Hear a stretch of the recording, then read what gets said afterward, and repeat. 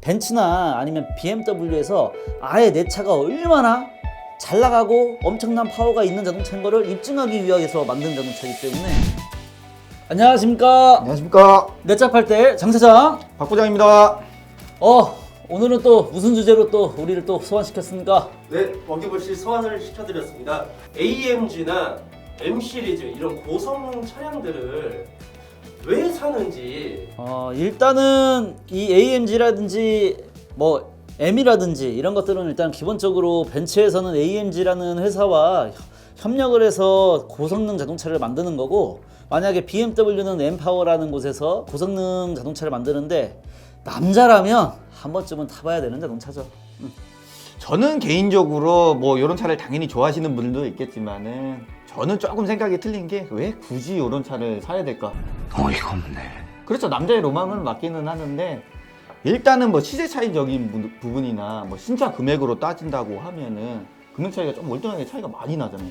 당연히 나야 되는 거지. 벤츠나 아니면 BMW에서 아예 내 차가 얼마나 잘 나가고 엄청난 파워가 있는 자동차인 거를 입증하기 위해서 만든 자동차이기 때문에. 그렇죠. 어떻게 보면 좀 퍼포먼스식인 거잖아요. 이게 따지고 아니지, 보면은. 퍼포먼스적인 건 아니고 내가 생각하는 거는 이런 거지. 우리나라에는 24시 르망이라는 레이싱이 있어요. 이런 게 있는데 거기에서 24시간 동안 하루 종일 자동차를 돌려야 돼. 핸드폰 뭐 이렇게 그렇지, 테스트하듯이 내구성 테스트 하듯이 이런 거를 진행을 하는 건데, 여기에서 우승한 회사 자체, 브랜드 자체만으로도 최고의 명성을 얻는 건데, 얘네들이 자동차에 왜 AMG라든지 M을 붙인 이유는 그만큼 레이싱에서 뛸 수 있는 걸 양산화 시킨 거야. 사람들이 탈 수 있게끔. 국내에서든지 아니면 해외에서라든지 도심에서 탈 수 있는 자동차를 만들어 놨기 때문에 열광하는 사람들이 많지. 이건 무조건 열광할 수밖에 없는 거고. 그렇죠. 그 열광하는 분들이 많기는 많은데 어떻게 보면 좀 극소수라고 해야 될까요, 이게?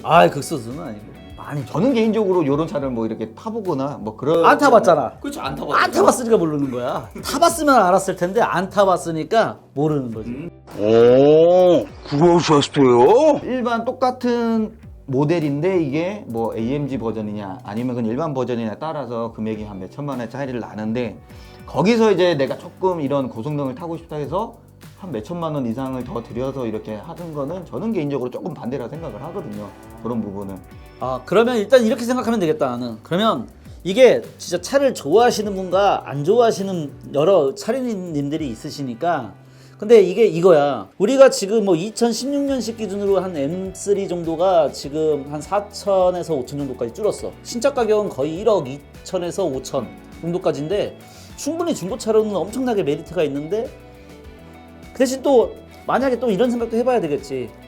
만약에 정비하는 부분에서 서비스 센터, 만약에 BMW라든지 벤츠라든지 여러 가지 수입차들의 센터들이 많긴 한데, 서비스 센터가 많긴 한데 각 지역에 다 있지는 못할 수 있으니까 그런 부분이 불편할 수 있어도, 지금은 현재로서는 우리 여기 길거리 자동차가 지나가다가도 서비스 센터 보면 벤츠, 뭐 BMW 여러 가지 이렇게 다 혼합되어 있는 정비센터, 수입차 전문점으로 하는 점들이 많잖아. 그렇죠, 이것도 맞죠. 엄청 쉬워요. 그러니까 뭐 수리비라든지 이런 것들도 많이 들어간다고 생각을 하시는데, 우리 일반 차랑 똑같아요. 하이 퍼포먼스를 가지고 있다고 해서 무조건 뭐 빨리 고장나든지 빨리 뭐 이렇게 수명이 단다든지 그런 건 아니고, AMG라든지 M 같은 경우에는 일단은 브레이크 시스템이 달라. 그렇죠, 뭐 다르겠죠. 우리가 흔히 얘기하면 로터라고 하는데 350mm의 로터를 가지고 있는 것도 있지만, 패드가 다이아몬드 커팅 패드도 있고 여러 가지가 있다 보니까 좀 그런 부분에서는 차이가 나긴 하지만, 무조건 저는 한 번쯤은 강한 힘의 마력수라든지 이런 것들을 해보고 싶으면 꼭 한 번은 중고차를 통해서라도 꼭 한 번 사보라고 나는 추천하고 싶어. 아까도 이게 뭐 장사님이 말씀을 하셨는데 이 신차 금액 대비 이 중고차 금액이 현저하게 조금 낮은 편이잖아요. 이거를 뭐 반대로 얘기를 하자 그러면은, 만약에 내가 이 차량을 뭐 이렇게 퍼포먼스 차량을 구매를 해서 어느 정도 타다가 다시 이제 재판매를 했을 때도 당연히 감가되는 폭이 뭐 다른 차량에 비해서 당연히 좀 크지 않을까. 그거는 또 저는 반대로 생각하는 게, 요런 자동차들에 있어서는 아까 말한 것처럼 희소성. 그렇죠, 희소성.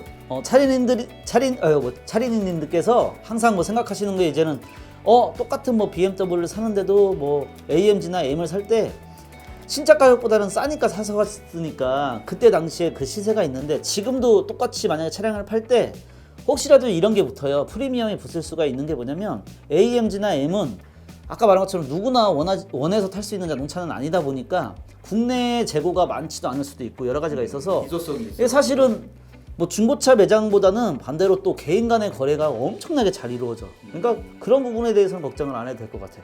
저도 하나 궁금한 게 있는데 장창님 당연히 뭐 아마추어 레이싱을 해보셨으니까는 일반적인 요런 고성능 퍼포먼스가 아니라 본인이 이제 개인적으로 이런 차량에 옛날에 많이 해보셨잖아요. 프라이드에다가 튜닝? 뭐 튜닝을 뭐 돈을 들여갖고 뭐 실질적으로 뭐 전문적으로 튜닝을 한다고 해도 몇 천만 원씩 들어가잖아요.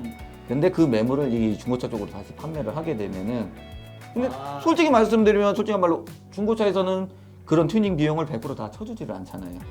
그러니까 이거를 조금 이렇게 내가 튜닝을 많이 하고 그런 비용을 많이 들였는데 그런 비용은 어느 정도 내가 좀 현실적 있게 이렇게 받을 수 있는 방법이 이 중고차로 판매하는 것보다 뭐 다른 방법이 좋은 방법. 솔직하게 말씀드리면 사실은 중고차로 팔았을 때는 값어치를 못 쳐주는 정확한 이유가 있습니다. 그 이유가 뭐냐면 특별하게는 우리 중고차를 사시는 분들이 너나 할 거 없이 그냥 할머니, 할아버지, 뭐 삼촌, 아빠, 작은아버지 뭐 이렇게 다 대중적인 분들이 오셔가지고 차를 사는데 튜닝이 돼 있으면 나와 맞지 않는 부분이기 때문에 이거를 돈을 제대로 못 받는 거예요. 근데 우리나라만 그런 거지 외국은 틀려요. 외국은 사실은 튜닝카는 튜닝카만큼의 값어치를 다 지불하고 사고 뭐하고 하는데 반대로 만약에 우리 차리님께서 차를 파실 때는 원복이라고 하죠. 순정화를 꼭 시키셔야 됩니다. 순정화를 시켜서 대차품을 받더라도 이렇게 해서 와야지. 왜 그러냐면 휠을 200만 원 주고 튜닝을 했는데 우리 중고차에서는 반대로 순정을 갖다 주세요 이런 얘기를 더 많이 해요. 그 이유는 10명 중에 10명이 순정일이면 아무 얘기가 없는데 10명 중에 뭐 2명밖에 살 수가 없는 그런 조건밖에 안 되는 거니까 차라리 반대로 내가 정확한 돈을 들이고 정확히 튜닝을 했다 그러면 반대로 개인 간 거래를 통해서 차를 통째로 팔면 좋겠지만 그런 부분이 아니라 그러면 각계를 해서라도 따로 판매를 하셔서 순정화를 해오세요. 그게 제일 중고차에서는 가격치를 많이 받을 수 있는 거예요. 정말 좋은 정보네요. 감사합니다. 뭐 이런 정보는 뭐 차리니 분들한테 아주 좋은 정보 같아요. 자, 그럼 오늘은 그만하고요. 그러면 이걸로 마칠까요? 네, 이걸로 마치도록 하겠습니다. 자, 그럼 차린이들 안녕. 굿바이. 그것도 못 맞히셨고. 내 맘대로지.